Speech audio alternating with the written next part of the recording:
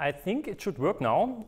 So thanks for the introduction. Welcome to my talk. My name is Matthias Magdowski from the Otto von Guericke University of Magdeburg in Germany. And I would, with this nice title, Robust, Precise, Fast, Choose 2 for your radiated EMC measurements, explain something about a little bit, let's say, comparing apples with oranges, comparing radiated emission measurements in anechoic environments, semi-anechoic chambers with reverberation chambers, which is the topic of a doctoral network, NEPID, and there are also 3 PhD candidates here in this session.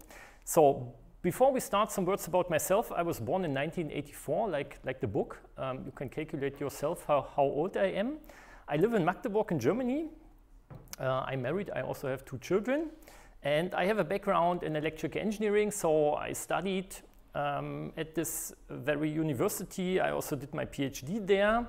And since about 10 years, I'm also doing or lecturing as a flying faculty teacher, attending workshops like this.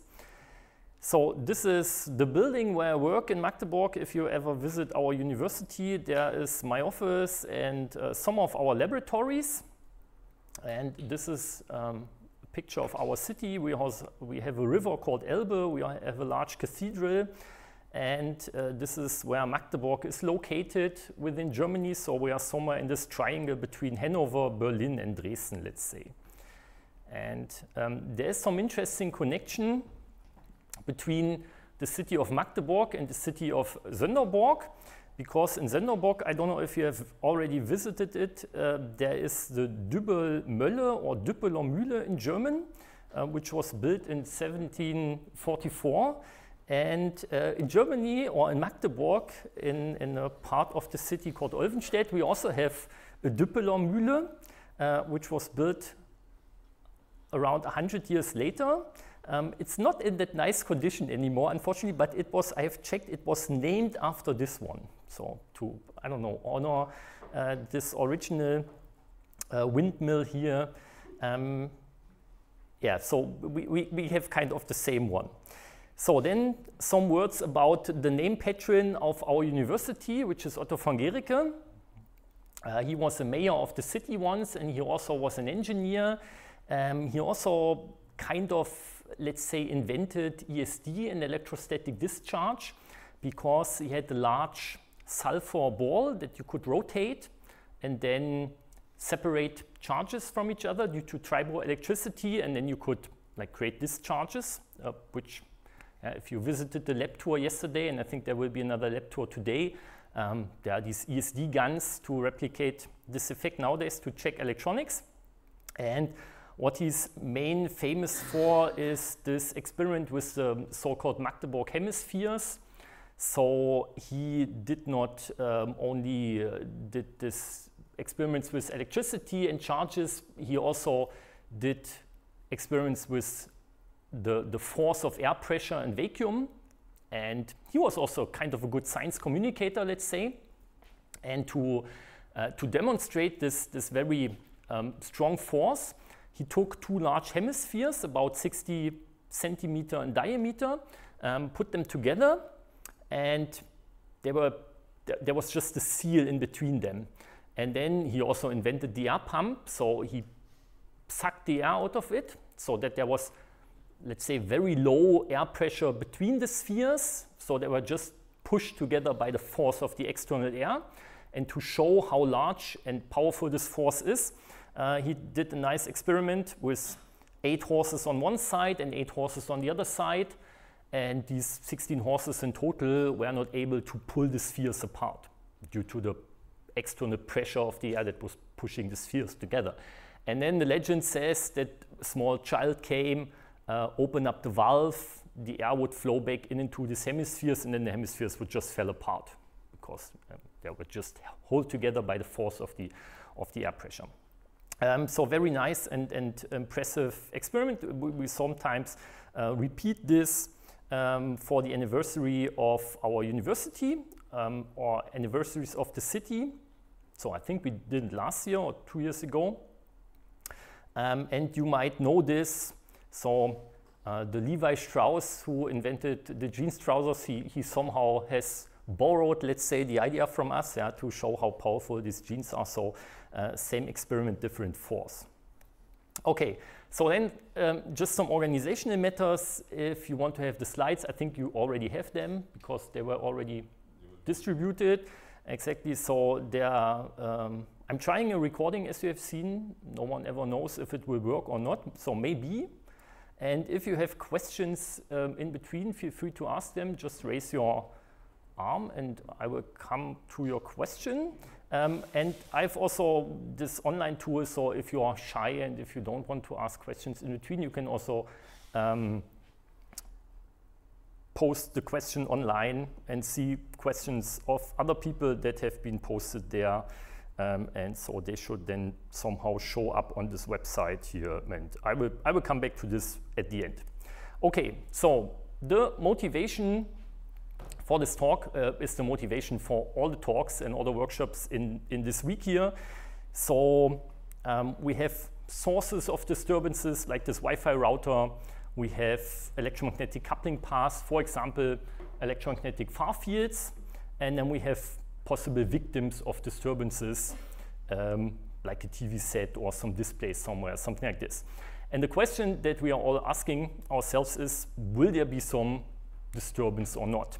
Or will there be some interference? Because at the end, we want to ensure electromagnetic compatibility.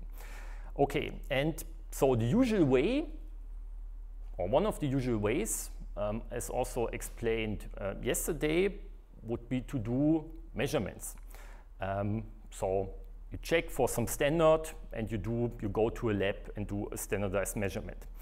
And at the end, okay, this is some way to do it, but you should not be the engineer that just applies the standard. You should understand what the standard means, what the procedure means, what the method means, what is the physical background, and then somehow do the measurement. Or then let's say with this background, then somehow apply the standard.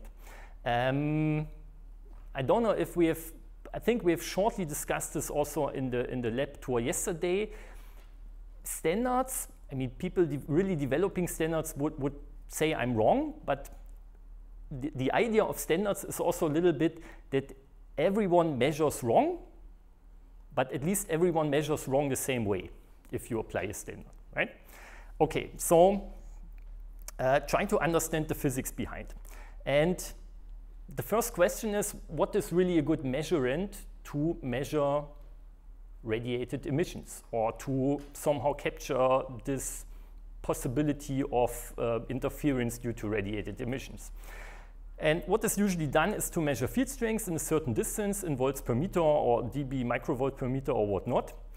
You could also measure power flux density. This is, for example, what communications people do, and then try to get something like specific absorption rates for this. And from my point of view, what is also a good measurement, especially at higher frequencies, is total radiated power, independent of the distance. These two would be in a certain distance. This would be independent of the distance. And then the next question is, what is a good measurement environment to do so? Is it really an reflection-free environment, like in the Fully-Anechoic room that we have visited yesterday in the lab tour, or we operate a semi-anechoic chamber, so there is some reflection from the ground, but still no reflections from the walls. Is this really the right, let's say, environment? Is this real life? Don't we in the real life always have some reflections?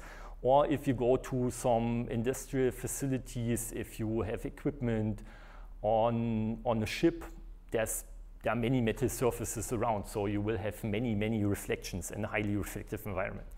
Okay, so after this short motivation, I will try to give a brief introduction into measurements in semi-anechoic chambers, then in reverb chambers, and then, okay, we have these two different ways to measure it, so we will have a look on how to convert these results.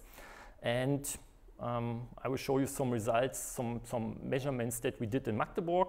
And at the end, of course, there will be a quick summary.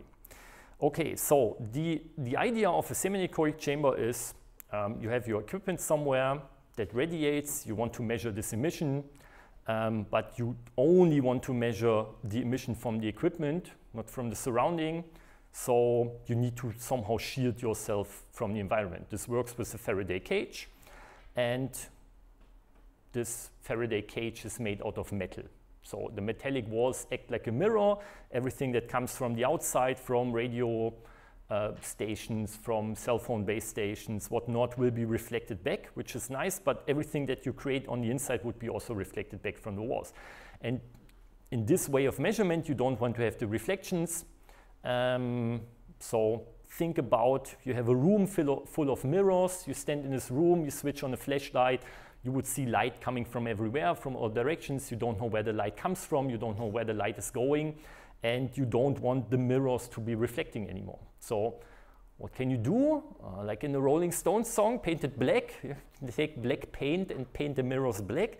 And what black paint is for light are these absorbing, for example, styrofoam pyramidal absorbers for electromagnetic waves. So we get a nice, more or less reflection-free environment, and we can rotate this and measure the emission of our equipment under test into certain directions for certain polarizations and so on. Okay, and this is how it looks like in practice. This is the chamber that we operate in Magdeburg. It has a 10-meter measurement distance. So this means we can do their measurements starting from 30 megahertz in the far field, or more or less under far field conditions. And that's why these pyramidal absorbers, they're about 2.5 meters long, which is a quarter of the wavelengths at this particular frequency. So it's a pretty large chamber, a pretty huge environment. This is an older picture now. Here at the back side, there would be smaller absorbers because we have there was a new door installed so that we can also put larger vehicles in, and the turntable that you can barely see here is about 6 meters in diameter and can, I think, hold also up to 6 tons.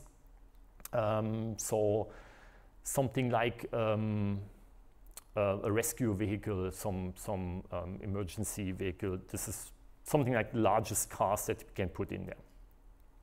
And then we can also put absorbers on the floor here. That is, for example, done for immunity measurements, but usually it's a semi-anechoic chamber. The floor is conducting. There is one reflection at the ground. And then at the receiving antenna, you would measure the positive interference between the direct path and the reflected path. And that's why you are doing a height scan with the receiving antenna between 1 meter and 4 meter height, for example. Okay. So what we would like to measure there is the maximum field strength over all possible directions and for all frequencies, or as a function of frequency, let's say. And we would like to do this in the far field. That's why we need to have this minimum measurement distance. Okay, what we actually measure there is, okay, we measure the radiated field strength in a certain distance, but we cannot check all the directions. So we kind of sample some certain directions and get then the maximum over all the sampled directions. And we don't do it for all frequencies, we just do it for the frequencies that are actually measured.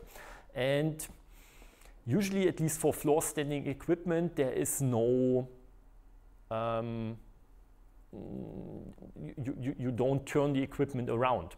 So if something is radiating to the top, or if something is radiating to the bottom, you would not capture it in a semi-anechoic chamber, which is, might be somehow okay. Yeah, in most environments, okay, if something radiates to the top, there might be nothing above there, but if I look up in the room here, oh, there's a projector there. So if my equipment under test would radiate to the top, it would not be measured in a semi-anechoic chamber, but it might interfere with the projector here in the room, for example. Okay, so then the other idea, not so new, but still not very common idea, is to go for a reverberation chamber. And so I have a quick survey for you. And depending on the result of the survey, I will explain it in more or less detail. So the question is, how much experience do you have with EMC measurements in reverb chambers? If you scan this QR code, you should go to some web page where you can also insert questions if you like. And there should be also a button that says surveys. and in the surveys there should be this question. And so you have the options. I have heard of reverb chambers before. I know that they exist, but I've never used it. I'm at least familiar with the fundamentals. I've already conducted some measurements there, or I have my own chamber and I have a lot of experience doing measurements there. And there's still some cell phones looking at me, so I will wait for some more seconds to switch over to my browser tab and take a look at the results, but there are no cell phones anymore. Does it work? Excellent, because my computer unfortunately lost the internet connection because EduRoam did not seem to be working.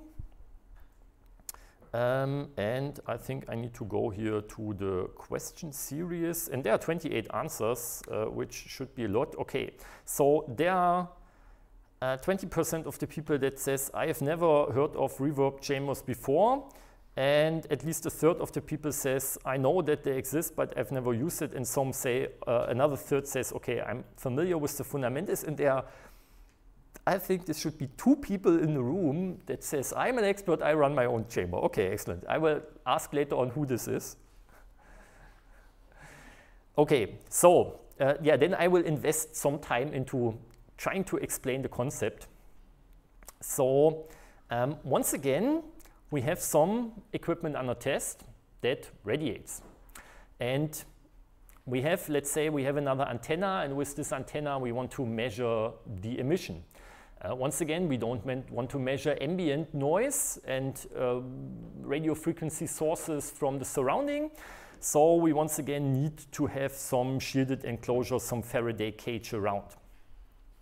And what is usually a bit easier to explain is the other way around. Let's think about immunity measurements first. So we have some antenna, and with the antenna we radiate some field into this chamber, and we are trying to measure the immunity, the susceptibility of this equipment under test.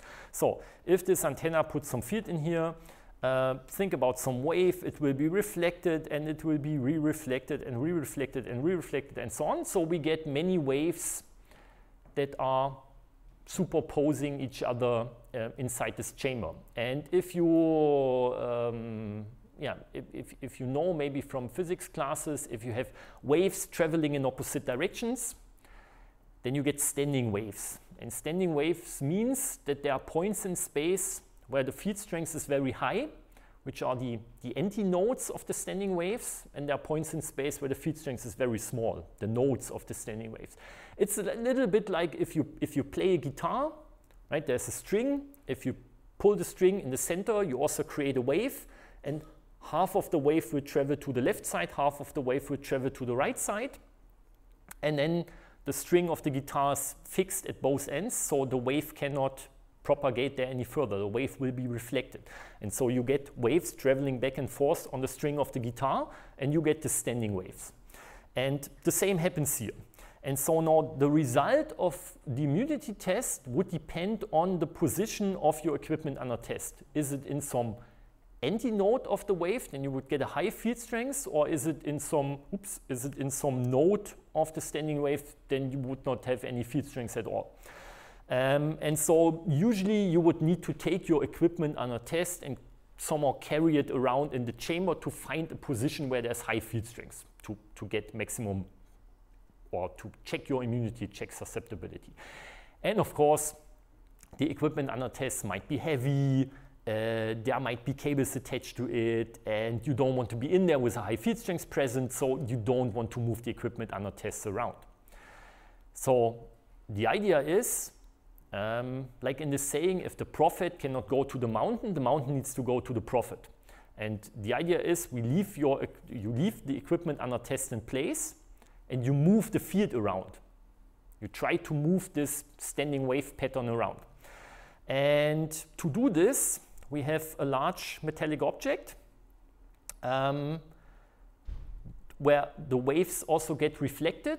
And if we move and rotate this object, we change the reflection of the waves. And because we change the reflection of the waves, we move this standing wave pattern around in our reverberation chamber. And these standing waves are called modes. And there are different mode patterns. And with this metallic rotating objects, you change these modes, you steer these modes. That's why this is called a mode steerer or a mode tuner. And the whole thing is called a mode steered chamber or a reverberation chamber, because you have lots of echo, you have lots of reverb of the electromagnetic waves. Okay, so this is the schematic view. This is how it looks in practice. This is once again our chamber in Magdeburg. This is a kind of a popular photograph. If you search the English Wikipedia for electromagnetic reverberation chamber, you will also find this photograph there. Probably because of the motorcycle that was actually never tested in there. It was just put into the photograph to make the photograph look nice, which obviously worked out because this photograph is kind of popular. And it's, yeah, I think this photograph is 20 years old or maybe even older. This is also our old mode steerer. So here you can see this mode steerer. You can see some logarithmic periodic dipole antenna that we use up to 1 gigahertz. You can see a smaller horn antenna that we use above 1 gigahertz, and some field probes to measure field, a shielded antenna to monitor the equipment under test. And as said, this is the mode steerer. And this one, I can tell you at the end, is not very good in changing these field patterns and steering the modes. People at this time when they built this did not really had much experience how to build a good mode steerer, and so they just, this is a plastic center, and then there are these metal plates screwed onto this, and the pattern just should be somehow random. The problem is that it's still too regular, let's say. If you look onto this, if you close your eyes together and look onto this, let's say, with the uncertainty of a low frequency, let's say 200 megahertz field with 1.5 meter of wavelengths, then this just looks like some irregularly shaped cylinder. And if you rotate this cylinder, nothing really happens. So that's why better steerers usually have this more asymmetric shape, like a Z fold, like a Z, for example. Okay, so this is something that some person asked me probably 10 years ago at some conference. Hey, you are doing measurements in this reverberation chambers, and it's kind of a cavity resonator, right? So what happens if you hit one of these resonances? Don't you get some incredibly high field strengths there? And so this is now the question for you. What happens if the frequency of the excitation exactly coincides with one of these eigenfrequencies of the chamber, what we would call a resonance?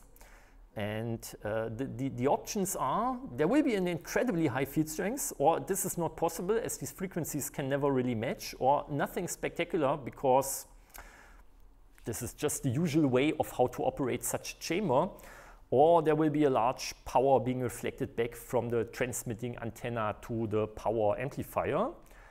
And it should be the same QR code. Probably you have already answered this question, so I will go to the second question and just check the results. And okay, most of you have selected the right answer, now a little less. Yeah, it's nothing spectacular. This is the usual operation of the chamber. And at the end, maybe going back to this meme here, we only want to excite one of these resonances. We always want to excite, I don't know, 3 or 5 or 10 of these resonances at the very same time, because only then we will get proper field statistics and proper properties of the fields that we would like to have in such a chamber. Okay, so the question is going from a cavity resonator to this mode steered chamber. How can we steer the fields? I've already said we can have a mechanical steerer, something that rotates. We could move walls. This is a very common idea now to build these chambers out, or like a tent made out of metallized textile, and then you just shake the walls. You could also change the position of the antenna, or you could switch between different antennas, which of course goes faster than just a mechanical relocation. And what would also work for immunity testing is to use narrow frequency changes, what is called frequency steering, because these reverberation chambers, they have a rather high quality factor, and that means they have a narrow bandwidth. So if you change the frequency just a bit, you would expect that the field already changes a lot, but your equipment under test that you would like to test usually does not have such high quality factor. So if you can disturb, let's say if you can disturb some equipment under test at 200 megahertz, you can probably also disturb it at 201 and 202 and 203 megahertz. So for the equipment under test, it does not make a huge difference, but the chamber would behave completely different if you excite it with 200 and 201 and 202 megahertz. Okay, so this is how such a tent-like reverberation chamber looks like, what is called work or vibrating intrinsic reverberation chamber. These are pictures from Frank Liefering, who is also a supervisor and project coordinator or manager in our NEPID project that deals with reverb chambers. And he works at the University of Twente in the Netherlands, but also at Thales. And Thales is a huge manufacturer of radar systems for ships. And there the problem is a bit that you cannot bring the ship into your EMC laboratory. So you need to bring the EMC laboratory to the ship. And this is, of course, what you can do with this mobile tents to check radar systems there. And there's a nice demo video with neon tubes where you can also see the standing wave pattern inside the chamber. And if you change the frequency or if you move the walls, how the standing wave pattern changes inside this work, this tent. And another idea is to have oscillating walls. This is a picture from some Chinese university. I think there's a similar setup at Eindhoven in the Netherlands. From my point of view, it's a nice idea. At the end, it's not super practical because, yeah, it's a complicated, complex mechanical structure, and you cannot move it super fast and so on. So, yeah, it consumes less space than a mechanical stirrer, but yeah, the movement speed for sure is somehow limited. Okay, and then the statistical properties that you would like to have of this field is it should be homogeneous, so the field should not depend on a statistical basis, should not depend on position. It should not matter where I place the equipment under test, and the field should be also isotropic, so it should not depend in which direction does the EUT radiate or from which direction I radiate onto the EUT. Polarization should not really matter, and this at the end makes for very robust tests. So it does not matter, for example, in which direction you have cables. And this really matters a lot in an anechoic environment. So there you would get a completely different result if you have cables attached to a EUT and they would directly go to ground, or they would go to the side and then go to ground, or they would go to the direction of the antenna and then go to ground and so on. So this homogeneity and isotropy, they mean we get very robust tests at the end. And these conditions are valid if we have a certain distance to the walls. Of course, at the walls of the chamber, the tangential electric field strengths and the normal magnetic field strengths, they need to be zero because these are the boundary conditions of a conducting wall, of some electrically conducting wall. So you need to observe a minimum distance to the walls of about, let's say, quarter, half of the wavelengths. And then you are in the so-called working volume of this chamber. And at the end, I mean, these reverberation chambers that we operate for EMC tests, they are just large microwave ovens. In your microwave oven at home, you cook chicken, we cook electronic chicken. So the measurement for emission measurements, what we would like to measure there is total radiated power as a function of frequency or for all frequencies. What we actually measure is total radiated power for the frequencies that we measured, and a little bit, let's say, falsified because of the remaining statistical uncertainty of this reverberation chamber, because at the end it's a little bit like throwing a dice. And if you have a good dice and if you throw it 10 times, the average value should be 3.5, but with 10 throws of a dice, you don't get close to the 3.5. But if you throw the dice 100 times or 1,000 times, you get closer and closer and closer to the perfect value of 3.5 for dice. And that's a bit of the same here. If you have a good chamber with good homogeneity and isotropy and so on, you get close to this result, but you need to measure a lot, whatever this means, or a sufficient number of these stirrer positions. And yeah, so we have a remaining inhomogeneity of the field, and we have a limited sample size.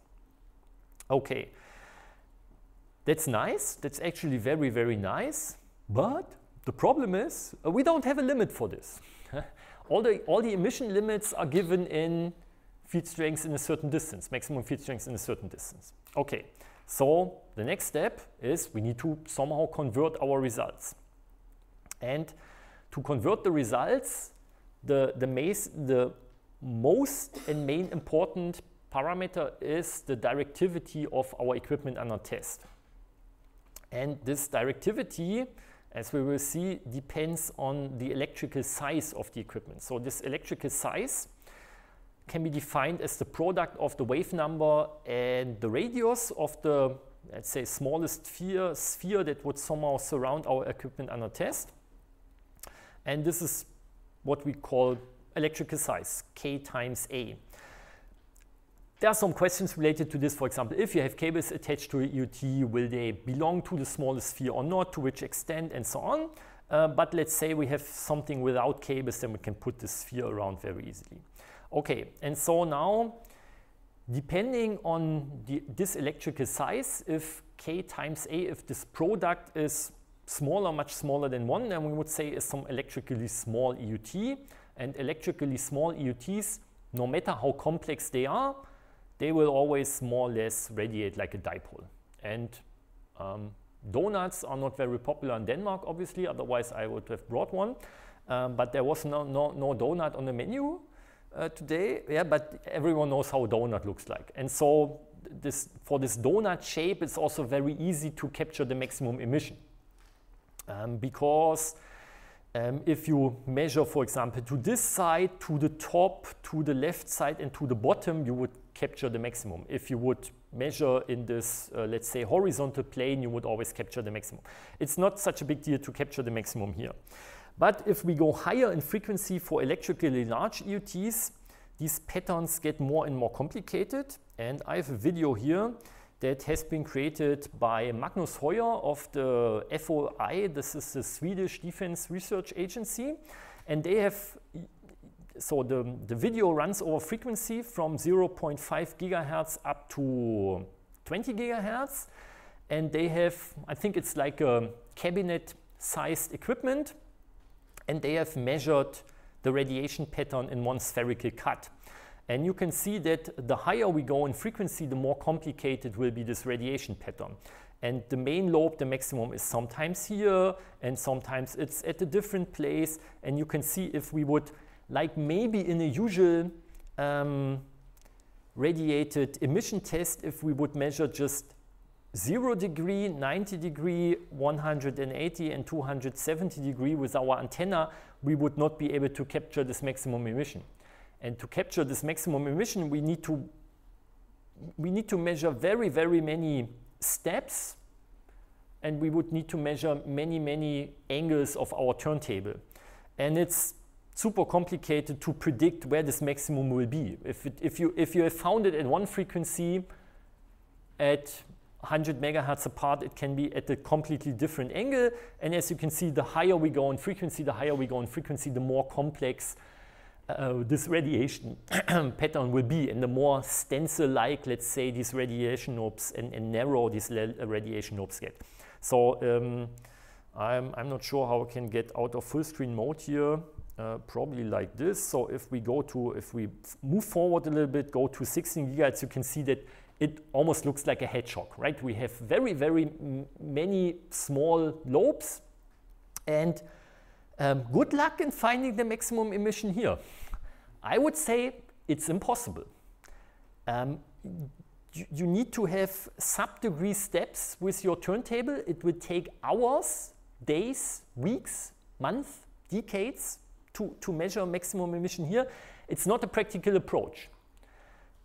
Still, this is what people try to do by just applying, let's say, the old-fashioned semi-anechoic chamber measurement standards, trying to push them, now we are back at small frequencies, trying to push them until 18 gigahertz and maybe 26 and 40 gigahertz and above. And as you can see, it does not make sense. Okay.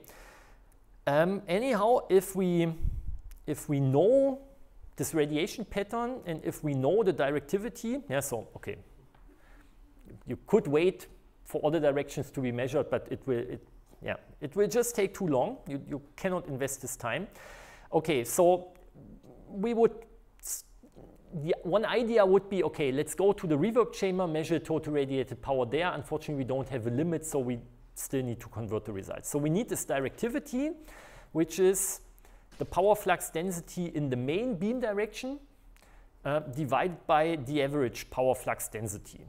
And for some electrically short dipole, this is 1.5 or 1.76 dB or dB over some isotropic radiator that does not really exist. And for electrically large EUTs, this is larger, can be in the range of 5 to 10 dB maybe.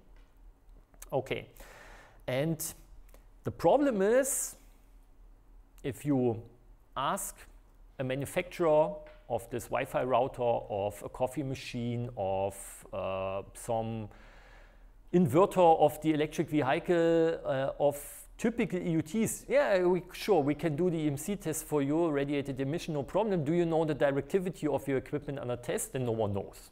And no one knows the radiation pattern because this is usually not measured.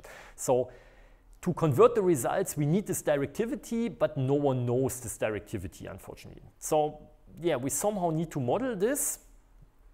But if we would know the directivity, it would be no problem to convert total radiated power that we measure in a reverb into maximum field strength in a certain distance in the fully anechoic room.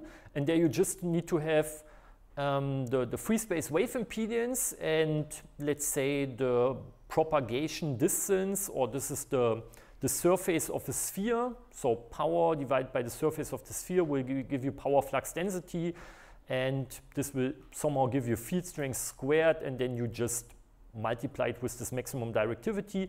And if you are in a semi-anechoic chamber, there's just some additional geometry factor that takes into account the reflection at the ground plane and the superposition of the direct path and the indirect path. So this additional geometry factor is between 0 and 2. Full negative interference, full positive interference, and you could just assume it as 2, let's say. So yeah, coming back to the question how we can get and estimate the directivity. So there's a nice paper from a German colleague, Hans-Georg Krauthäuser, that has been published almost 15 years ago. Statistical analysis of the correlation of emission limits between established and alternative test sites, and the established test environment is the semi-anechoic chamber or fully anechoic room, and the alternative test sites are the reverberation chamber, and in this sense also the GTEM cell. And he has, yeah, let's say, written a review and an extension of existing directivity models. And without going too much into detail, let's say the idea of this paper is you take a sphere, the sphere that encloses the equipment under test, and you put lots of point sources on the sphere. And if the sphere is small, then all the point sources together will behave like a dipole. If the sphere is large, the point sources together will behave like a complicated radiating object. And they will behave like an unintentional radiator. So chances that you're building like, with this random placed sources on the sphere, that you build something like a satellite dish antenna that really, or like a radar antenna that radiates everything into one direction, are very, very small. And usually you will get something like this that we have seen in the video, that it is radiating in many different directions. Okay. And one result of this paper is that We can model this directivity, we can take into account all the other quantities in this equation, and we can set up a conversion factor that converts between maximum field strength in a certain distance and total radiated power. And then, of course, in this unit, volt per meter squared per watt. And so this is the conversion between the semi-anechoic chamber and the reverberation chamber as a function of frequency. So here we are starting at, what is this, 10 megahertz going up to 10 gigahertz. For an EUT size of 0.75 meters and a measurement distance of 10 meters. And then you can see that 90% of these values would be between the 5th and the 95th percentile, and the average and the median would be somewhere here in the center. Yeah, so with this you can do the conversion, no problem. If you would click on this link, you get to some Octave online web page, and there's a simulation tool where you can change the parameters. You could change it or do this for different frequency range, for different measurement distance, for different EUT size, and so on. And so it would be also possible to do this for the fully anechoic room as a function of frequency. So if we compare the two, there are some changes, fluctuations here over frequency. They are due to the reflection at the ground plane. That is not always perfect. In the fully anechoic room, we have no ground plane, no reflection. That's why these curves are more straight, more flat over frequency. And so this result here you could also just display as a function of this electrical size, or this product of wave number and EUT size. And then you can see if we have, here's 1, if it's smaller than 1, then it would be a straight line. If it's growing with frequency, then or if the frequency increases, then this factor also increases. But you can see that even if we have some object that is, let's say, 100 times or 1,000 times larger than the wavelengths, the directivity still does not go up super large, because it's still some unintentional radiator. It's not an object that was built to focus the radiated energy into a certain direction. Yeah, so even if you don't know the size super exactly, the error that you make, the mistake that you make, is not super large. Okay, so with this statistical models, we now can do the conversion. We can convert from total radiated power into field strength in a certain distance, and we could somehow apply limits. So the question, coming back to the introduction a little bit, is what type of measurement environment or what type of measurement would you like to have? So in the semi-anechoic chamber, your field is nicely deterministic, or the environment is nicely deterministic. You know from which direction you irradiate onto something, you know in which direction something radiates. You know the field quite exact, quite well, but your EUT is random. You don't know the radiation pattern of the equipment under test, and therefore you don't know how to place the equipment under test. You don't know how to measure which angles to get the maximum emission. So, and this randomness, unfortunately, so for low frequencies it's no problem, but for high frequencies, the higher the frequency, the larger the problem. So might be better at high frequencies. It not might be better, it is much better, and I still don't understand why not so many people are applying it. It's much better at high frequencies to go to this environment. So where the environment is random, we have some remaining statistical inhomogeneity and anisotropy of the field, but we know this very well, and it's within a certain margin of plus minus whatever we would like to have, depending on how many stereo positions we measure, and it's independent of frequency. So the environment is random, but we know the randomness very well, and it's independent of frequency. Here we don't know the randomness, and it's growing larger with frequency. And the good thing here is our EUT at the end is deterministic. It does not depend on the radiation pattern of the EUT. It does not depend on, let's say, the immunity susceptibility pattern of the EUT. Whatever direction it radiates, we will always capture this emission. So another person that is not mentioned by name here in the presentation, but who's also active in our NEPID project, is Ramiro Serra from Eindhoven. And he always gives this analogy of, we all know the song of Frank Sinatra, New York, New York. If you can make it there, you can make it everywhere. That the reverberation chamber is kind of the New York of the EMC test environments. If you can pass the test there, you would also pass the test in any other test environment, because this is at the end the most severe test environment. You cannot hide in a reverberation chamber. Right? If the equipment under test radiates to the top, it would be also reflected and re-reflected and end up at the receiving antenna.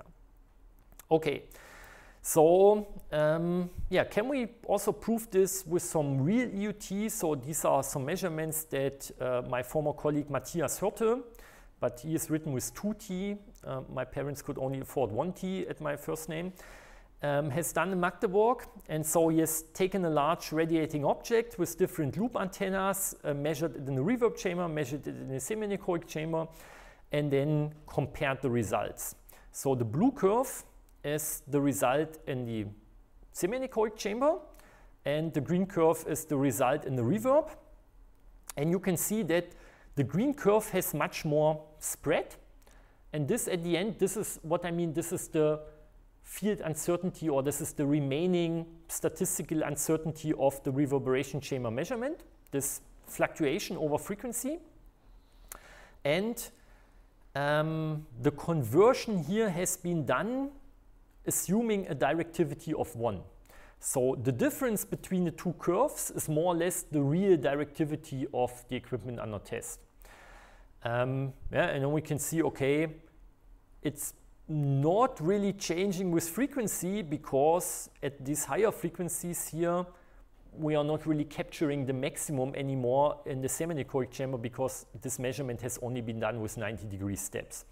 So what he has also done is doing finer steps, and for example going from 90-degree steps, just 4 directions, to 36 directions, 10-degree steps, and then you can see that the emissions drastically increase. And so if you would go to 5-degree steps, 2-degree steps, chances are there that you would even get higher emissions and higher emissions. And I mean, this is what I mean, right? We have some statistical uncertainty here in the reverb measurement, but it's independent of frequency. And here, especially at high frequencies, but also, I mean, this is quite a large object. Even at these low frequencies, we get these uncertainties. Okay, so in summary, we cannot, at least at high frequencies for electrically large objects in semi-anechoic chambers, we cannot do robust EMC tests. What is holding us back is the unknown directivity of our equipment under test. That no one knows, it's difficult to predict, or it's difficult to exactly specify it. It's somehow possible to predict, it's somehow possible to have a statistical model, but it's super challenging to say exactly how large, depending on the frequency, it will be. And we have this nice reverberation chamber measurement environment. We can measure emissions there. Also for electrically large equipment at high frequencies, at small wavelengths, it's independent of position and orientation, it's independent of directivity. It's a very, very nice, robust measurement environment, but we measure total radiated power and we don't have any limits that where we can apply this measurement quantity at the end. And okay, what I've shown you is at least we can do this conversion, but the final goal in the future would be somehow probably to establish this total radiated power limits. Maybe this is also one goal of our NEPID project, yeah, so that everyone can measure total radiated power compared with a power limit and then say, okay, this equipment fulfills radiated emission standards or not.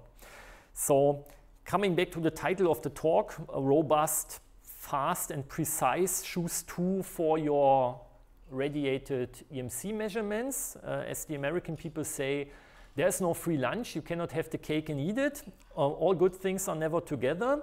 So in the reverb chamber, we can measure robust and fast, but at the end, maybe not precise, or not precise in a way that we can really say our equipment under test will radiate into a certain direction. We can capture difficult frequencies, challenging frequencies, but that at the end we cannot say anything about directivity and polarization. So then if we go to the semi-anechoic chamber or anechoic, fully anechoic room and do full sampling, so measure very, very many steps, very precise steps of the turntable, it's a robust and precise measurement, but it's not fast. It will take horribly long. And depending on the size and so on of the many steps that you need to take, as said, you need to invest hours, days, weeks. And of course, you can also undersample for known radiators. Then it's somehow fast and somehow precise, but it's not robust, because if you rotate the equipment under test, if you measure different steps of the turntable, you might get a different result. If you rotate the cable in a different direction, you might get a different result. So yeah, this perfect test environment here in the center unfortunately not exists. And maybe it not yet exists, maybe it will never exist. Yeah. So we need to decide where in this Venn diagram we would like to place our EMC test, and I would be in favor of having it here, because tests need to be somehow fast for economical reasons, and I would have the test rather robust than precise, let's say, because this is at the end the quantity that you can trust more at the end. Okay, so this brings me to the end of the presentation. Thanks.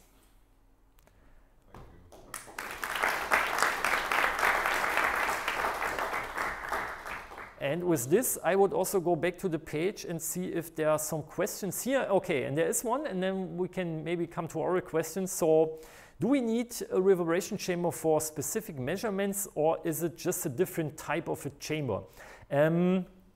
So I would say it's a specific measurement environment.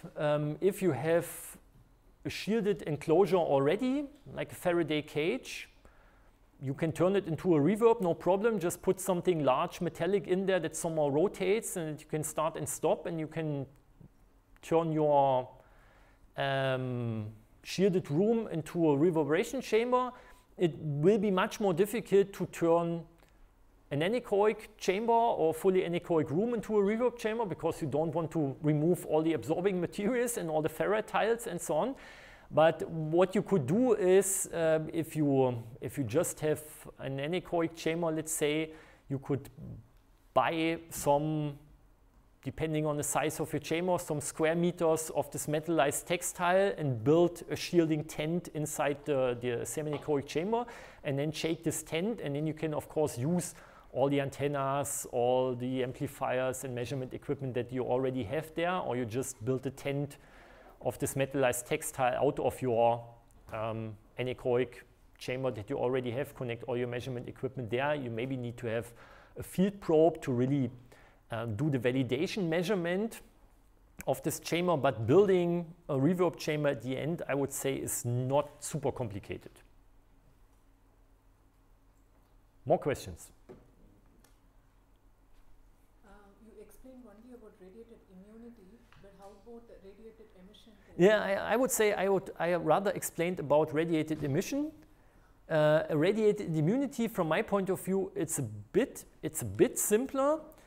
Because in the anechoic environment, you would just validate your field for a certain field strength.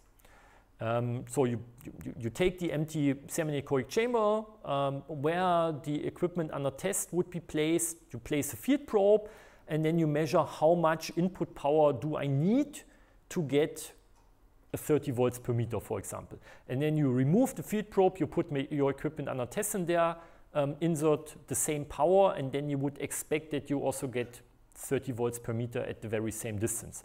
And this 30 volts per meter in the semi-anechoic environment is also, let's say, the minimum, the average, the maximum field strength, and so on. And if you square the 30 volts per meter, you get some squared field strength that is proportional to the power. And in the reverb, it's a bit different because, okay, you can remove the equipment under test, put some field probe there, take your power amplifier, adjust the power until you get 30 volts per meter. But do you calibrate for maximum field strength, for average field strength? So the minimum, the average, the maximum will be different. And for example, if you, the squared average will not be the same as the average squared. And so you really need to think about the statistics then. So it's simpler, but still complicated. Yeah.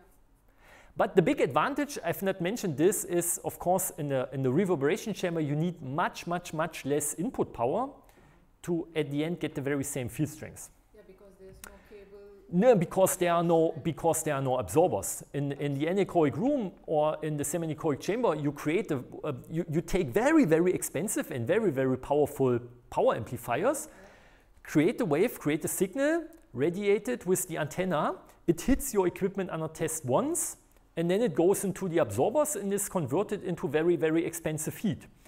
And I mean, in the reverb, you take the amplifier, create a wave, you excite it with the antenna, it will hit the equipment under test, and it will be reflected and hit it again. It will be reflected and hit it again. So you cannot kind of think that you reuse this RF power because it will be reflected many times.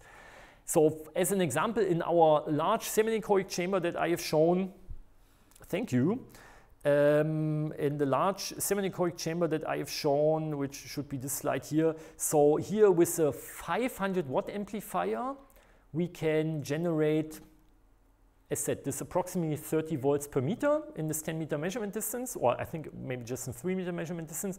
If we take the 500 watt amplifier and put it into the reverb here, we can have 500 volts per meter, for example, something like this, 400, 500 volts per meter. If you use a smaller reverb, even with a 100 watt amplifier, you can reach kilovolts per meter of field strength. And you would need to have very big, powerful, expensive, large and clunky amplifiers to reach a couple of 100 volts or kilovolts per meter in a semi-anechoic environment. And you need multiple field probes? Multiple field probes just make it faster because you have more dice that you throw. You get field measurements at different positions, so you have more samples, so you have less statistical uncertainty. That's the idea of using multiple field probes. Just throwing more dice at a time. In the picture, the field probe is in one side. Yeah, there are 8 in total. I think the others did not fit on the picture. So there were more questions. Yeah, about the second question. Why after full resonance of the reverberation chamber, it doesn't create much more uncorrelated samples in the... Yeah, so here, for example, if you rotate the stirrer by 360 degrees, of course, it will have the very same shape. So there will be no new samples or no new uncorrelated boundary conditions of this resonator created. If you have this tent, and if you shake the tent, chances are high that you shake it in a different way, in a slightly different way, in a slightly different way that was not there before. But yeah, then you also need to invest some time to get more samples. Yeah, and this is especially a challenge, let's say, if we go to low frequencies. Reverberation chambers always have a low frequency limit. So for our room-sized chamber here, this is about 6 by 8 by 4 meter. There the lowest usable frequency is, let's say, at around 150 megahertz. And so if you want to take measurements at 100 megahertz, you would need to build a larger chamber, maybe like the size of this auditorium here. You need to have a larger stirrer. You need to have a very powerful motor to power this larger stirrer. Or maybe in this smaller chamber, you would need to have a second stirrer, or you would need to move the antenna around to create some more samples inside this chamber. But if Yeah, what was problematic in the established test environments going to gigahertz and 10 gigahertz and 18 gigahertz frequency, you never have a problem in the reverb. You can take your foot and kick against the door, and this will create so much mechanical movement already that you get many samples. And so even slight and small changes of some metallic surface somewhere will create lots of new samples at high frequencies, because wavelengths is getting smaller and smaller, and every mechanical movement will be then large against wavelengths. Is the tent allowed in the standard? The tent is also allowed in the standard. The problem with the tent a little bit was in the past that you can move the tent rather quickly, and all the available field probes that we would have would not react that quickly. And we have these fast field probes. There's a German company that was already mentioned before called Lumiloop. And they are, I think they had their 10th anniversary this year, and they make very fast field probes. And fast means they can, on continuous use, have 500 kilo samples per second, and in a burst mode they can have 2 mega samples per second. And this is really, really, really enough to capture all the mechanical movements that you have. It's not fast enough to capture the electromagnetic transients of the chamber, which are also in this microseconds range, maybe a little bit, but therefore you need to have, let's say, spectrum analyzers in zero span mode from Rohde & Schwarz, for example, or other nice companies like Keysight or Agilent or Anritzo or whatnot. But yeah, these field probes have really been a game changer, and that's why we now know what really happens inside this tent environments, and then it's more a question of, does your equipment under test reacts that fast to the field, or does your equipment under test maybe also need some time to react on the field? Because if you have a complex equipment under test that runs a microcontroller program, for example, that gets data from different sensors, and that has let's say a round time to capture all sensors just once per second, then maybe not, you would need to wait at every frequency and every stereo step and so on for this second to give the equipment under test some time to react.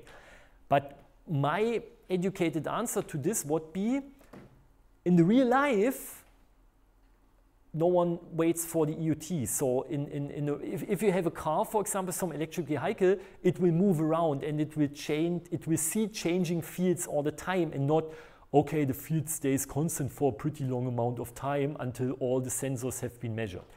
So yeah, I think you can also change the field fast and still have a reliable immunity test for most, probably not all, but for most of the equipment under test. And real life is not doing tests with a very long dwell time. Real life replication, reverberation is. Yeah, I mean the real life it's a little bit also like this here. Do we have reflections or not, and what is happening in real life? And it depends, as usual. Yes, I also have a question which came from the problems that are in those kind of chambers, which is prediction, in my opinion. If we're able to predict some things like the position of the stereo or the uniformity of the field, maybe we might have some better, better results in the end. Yeah. How hard might it be to apply machine learning, for example, in this kind of chambers? I would say it's kind of hard. So there have been lots of works in the past to simulate such reverberation chambers, to simulate stirrers, to optimize stirrers, to optimize antenna positioning, to, for example, add diffractors to chambers. So complex shaped objects that somehow change the reflection of the wall so that you get better homogeneity and so on. And I would say the challenge always with the simulations is that, okay, at low frequencies where chambers are difficult, it might somehow work. If you go higher in frequency, you need small mesh size, you have lots of unknowns, you have a highly reflective environment, you have a high quality factor, so to capture all the resonances you need to have very dense frequency spacing, or if you go into time domain you need to simulate a very, very long time until you really reach a steady state due to this long transient time. So simulation is definitely a challenge from the computational complexity and simulation time and memory requirements and so on. And I mean, then you also need to take into account the statistics. You want to simulate different positions of the chamber, maybe different orientations of the antenna.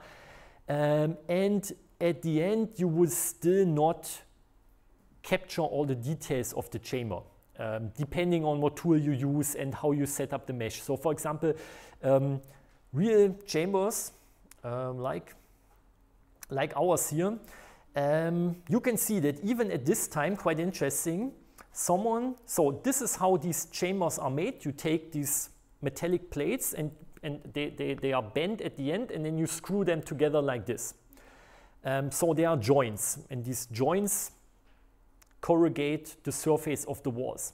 To make it easier for simulation, people have put some additional, or my former colleagues put some additional metal plates on the walls to have flat walls that are easier to simulate.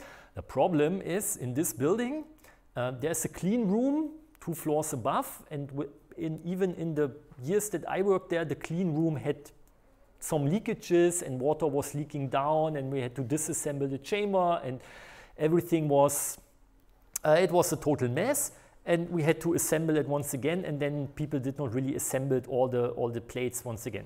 And so in the simulation, you would probably not take into account all these corrugations of the walls, and you just assume flat walls. So you have a very, like in the talk before, or 2 talks before, you have a very symmetric structure. And then of course, if you add some diffractor, if you add some antenna and so on, it will break up the symmetry and it will improve the homogeneity and isotropy of the field. And so we have done lots of measurements with putting, as I've introduced you, the Magdeburg hemispheres, right? We also have hemispheres made out of copper, and put these copper hemispheres, not for vacuum experiments or air pressure experiments, but copper hemispheres into the chamber because they have a strange surface and they create different reflections. And people, especially from the French EMC community, they have done lots of simulations, and in the simulations, these hemispherical diffractors, they would improve the homogeneity and improve the isotropy of the field because obviously they break up symmetry. In the measurement, we already have so much unsymmetry or asymmetry that they don't really help at all. You can't barely see a difference with and without these hemispherical caps somewhere. And yeah, so predictions from measurements are always a challenge, I would say. And I would just go for the pure statistics. So the statistics are very well known, and a very nice and very simple model for the field inside the reverb chamber is you just take one plane wave, and let's say the plane wave will be reflected, and will be reflected, and will be reflected, and will be reflected. And so you just take a superposition of many plane waves that have arbitrary directions and polarizations, and you get a very, very nice prediction of the field. And it's just a question, okay, how do you, what you select as an amplitude for the wave and how you model quality factor and so on, but the pure field statistic by this plane wave approximation are very, very nice.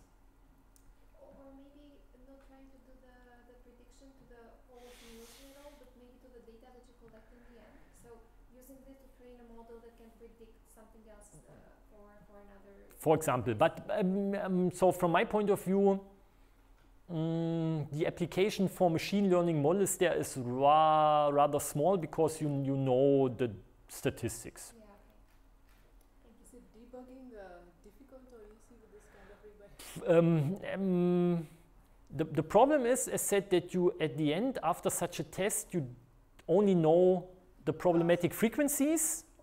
Okay. And of course, an immunity test is always a test at the end. You just get a pass or fail. It's not a measurement. You cannot really measure immunity. You can measure emission, but you can just test immunity. Yeah, one challenge for sure is that you don't get directivity information. Yeah. So, but you get the problematic frequencies very quickly, and then you can still go to some anechoic environment or semi-anechoic chamber. You know the frequency already, and then you can invest lots of time into measuring different frequency, different turntable positions, angles, different polarizations to capture, yeah, like here to capture, to find the position or the direction where you have the least susceptibility or where you have the maximum emission. And I mean, then you can take a look at your equipment under test, yeah, and say, oh, I don't know, it's most radiating to the back, so there's a ventilation hole or a slit somewhere, or there is, I don't know, the display, and this is probably the source of the radiation. What if it fails in reverberation chamber and passes in semi-anechoic? This is a good and very yeah, deep question. I think then we are coming to the what is the political, financial, and religious layer in the ISO-OSI reference layer model. And yeah, at the end, it's some kind of measurement or standardization decision. If you pass there, do you also need to pass in the other test environment or not? And I mean, as we discussed yesterday in the lab tour, if you go to some accredited test lab, and if you pass there, and then someone else later finds out with the very same equipment and with the very same test in a different lab that is also accredited, and if you fail, then it's not your fault. Then it's not, then the result from the first test still counts. Because you have proven once that in some standardized, standard compliant test lab you passed the test. This would be my interpretation of this, but I'm not an expert in this at the end. Yeah, standard-wise, there is at least 4 to 5 dB allowance inter-lab measurement. This could lead to Yeah, fail. but the method itself is different. If we repeat the same method, I think There is, I think at the end it's a question how close you are to the limit line. And I mean, this is also something here if we go back to the conversion of the results. Yeah? So if we look at these graphs, as you can see, this is a linear axis. Where's my mouse pointer here? This is a linear axis here. This is not dB, right? This is in linear units. But still there is some spread. And the spread is, let's say, by a factor of 2 or so. And this is in field strength squared or in power. So a factor of 2 would be 3 dB. So in this conversion, there's some uncertainty of 3 dB that no one knows. Yeah. But if you do the measurement in the reverb chamber, let's say, and you do the conversion, and after the conversion you are 10 dB or 20 dB below the limit, you don't care about the 3 dB uncertainty, because in any case you will pass. If you do the measurement fast and robust in the reverb chamber, do the conversion, and you are 10 dB or 20 dB above the limit, you don't care about the 3 dB uncertainty of the conversion, you definitely will fail. And so the question is, you go to the reverb, do the emission measurement, do the conversion has this 3 dB uncertainty and you're close to the limit, you're barely above or barely below. I mean, then you would care. And then you can still go to the anechoic environment, you know the problematic frequencies, and then you can invest as much as time as you like into capturing what will be the direction, right? We can invest a lot of time to go back to this problem here, yeah, to really measure this radiation pattern.